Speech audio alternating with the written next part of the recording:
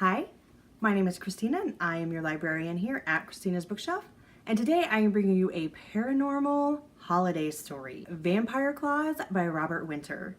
This is the first Robert Winter book that I've ever read, so it was kind of a treat to get something out of the norm. So I was excited to get into this. Plus, Will talked about it on Jeff and Will's Big Gay Fiction podcast, and that really revved my engine some more. Taviano is a 200-year-old vampire, and all he has done is roam the world. And you're like, pity, he's seen everything. Okay, on one hand, yes, but that means for 200 years, he's never been in one place. That I think would suck. Traveling the world would be great. Never being able to stay in one place would be absolutely hell. Now, you're asking, how did he become a vampire? That is a very good question. Him and another male in the village were very good friends. And they went from friends, I don't want to say lovers, but friends with benefits, kind of experimenting for that time. It was Naples, Italy, the 19th century. Of course, it was taboo for this to happen. And when they are found, some really horrible lies are put out there, and Taviano is sent away. But when he finds out that this friend is getting married, he rushes back home and he says, "Don't do it!" His friend pretty much gives him the cold shoulder, a brush off, and sends Taviano on his way. Goes into a drunken stupor, because who doesn't do that when your heart is broken? And bam, he's found and turned into a vampire. The one thing he had in his mortal life was the church. He always had this connection to the church, to God.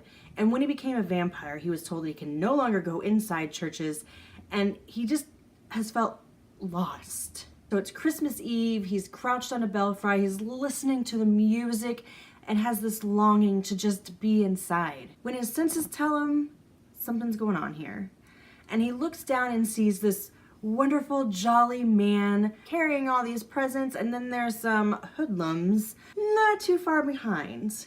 But this gentleman by the name of Paul is a 22-year-old, kind of naive, overjoyous, not very street smart, I don't think, in a way that he should be. Especially late at night, you're by yourself, you have a lot of presents, it's Christmas Eve and you're in Boston. Well, I don't think it really matters the city.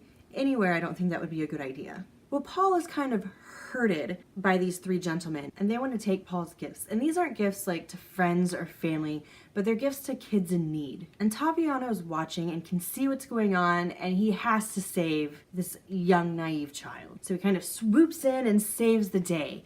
But his blood beast that is inside of him has this connection with Paul. His beast is content with Paul there. He's not hungry, he's not longing, he doesn't want to tear others from limb to limb. He has stability now. Well, Paul, being Mr. Naive and inquisitive and trusting, kind of gets to Taviano.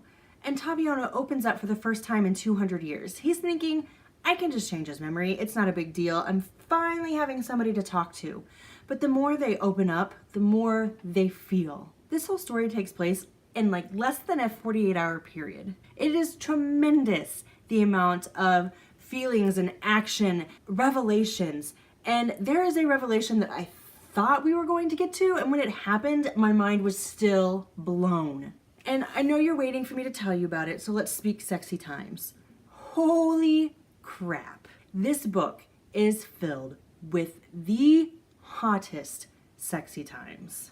I mean, you have an overeager 22-year-old that is ready to get down and dirty with the vampire.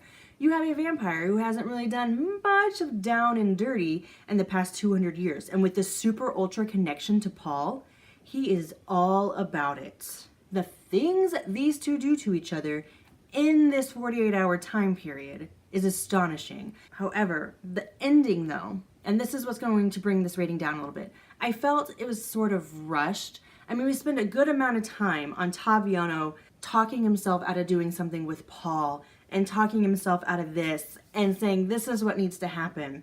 And Paul coming forward and saying, listen dude, no.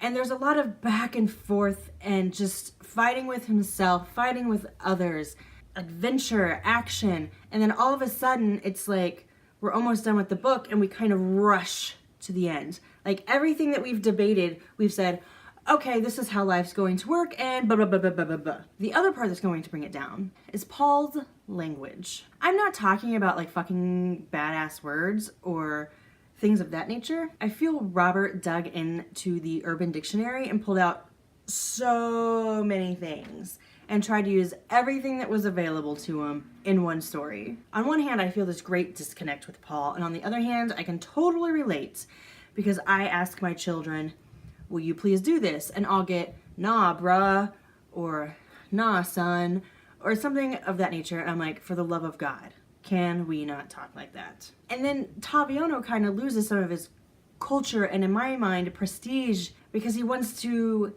connect with Paul, and so he kind of dumbs down his language. And I was like, no, man, don't do that. Be you. Let Paul be him, even though it's ridiculous. And at one time, Paul makes a comment that nobody wants to be in a relationship with him because of his job. And I'm just thinking, are you sure it's not the manner in which you speak? Because that's driving me insane. So rush ending and Paul's language are the two things that are going to bring this down to a 4-star rating.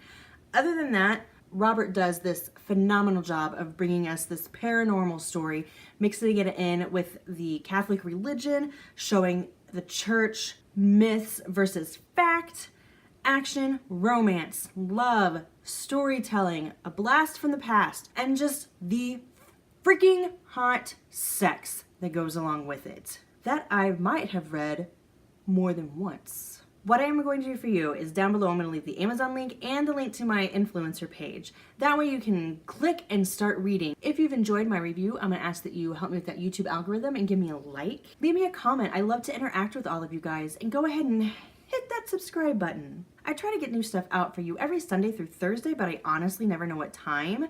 And that is the magic of the subscribe button, is that you will get a notification when I have something new for you. If you like me and think this chick's pretty awesome, down below I'm also going to leave stalker links aplenty. Go, click, investigate, enjoy. Vampire Claus by Robert Winter, a vampire holiday romance.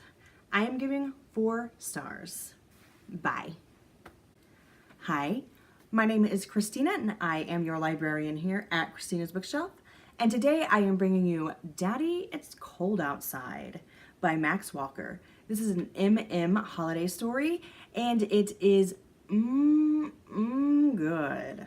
It's a little bit sci-fi-ish because it takes place a little bit into the future, but it's not so overly done that you feel skeptical about how things are working. But I just wanted a heads up, because at first when something